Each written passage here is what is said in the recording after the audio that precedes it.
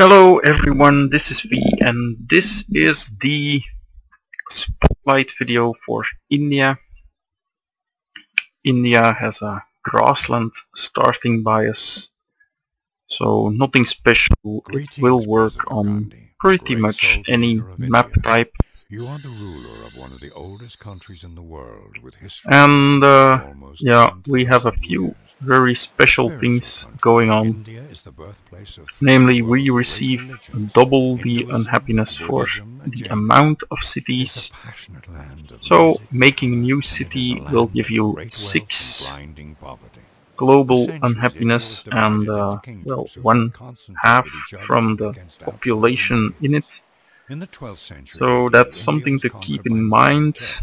In It's the a early lot of 17th rather century, the English annoying arrived, and maths. through a combination of shrewd diplomacy and technological Now, to superiority, make up they for that, conquered your the fragmented unhappiness country. from the amount of England remained in citizens power is for some 2 halved. centuries until And this driven means out by that a rising wave of Indian your nationalism. uh, well, let's settle in place. Your happiness is gonna be pretty much the same if your city has, well, 6 citizens, so it has 6 from existing and 3 from size is 9, whereas a normal city of size 6 has 3 from existing plus 6 of size, which is also 9. So as soon as it's over size 6, you are actually gaining happiness. But that isn't all. Normally, civilization has a local happiness cap of 1 per citizen. So, for example, if I had a Colosseum in this city, I have 1 citizen. It would only give me 1 happiness, since the local happiness would exceed the population. However, for India, I believe that number is 66% of your population. So at size 20 you can have 13 local happiness, and then you are capped. That means that well, you're gonna have 13 local unhappiness. Well, no, 10 local unhappiness, 13. So you have an overflow of 3 that I believe is added to your global happiness. So there is a lot of math involved, and it's fairly annoying.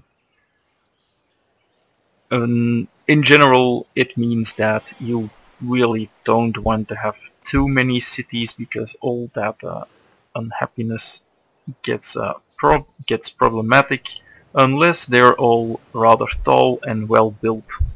So conquering with India, especially if the conquest destroys a lot of buildings, you take cities with high pop, it can be a big issue.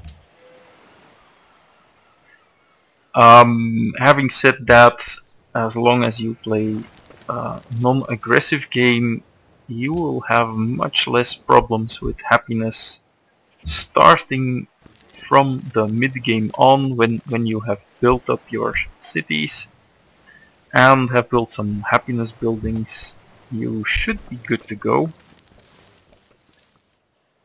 But expanding early can be quite a problem. Now, there are a few problems with this that I will go over after inspecting the special abilities. The War Elephant, it's not as good as the Horse Archer from Attila, but it's still pretty good. It has less move, but as you can see here, it has a good ranged strength.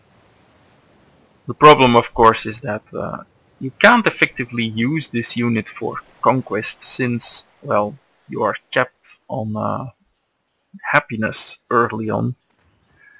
So using this just as a defensive unit is a little bit of a waste. If you could conquer with it, it would be pretty overpowered, I guess. Not quite as strong as Attila's, but still good. But I have never had a game with India where that was an actual possibility. Also take into account that you cannot upgrade this, so if you're going for a longer stretch than just a rush, then this unit and its upgrades will suck because they can't be upgraded properly. So there are ups and downs about it.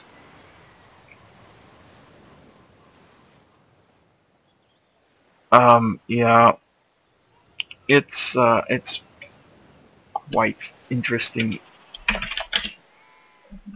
Then the Mughal Fort, let me just do this. It's just a castle. It provides 2 cultures and 2 tourism after you have discovered flight. And that's pretty good.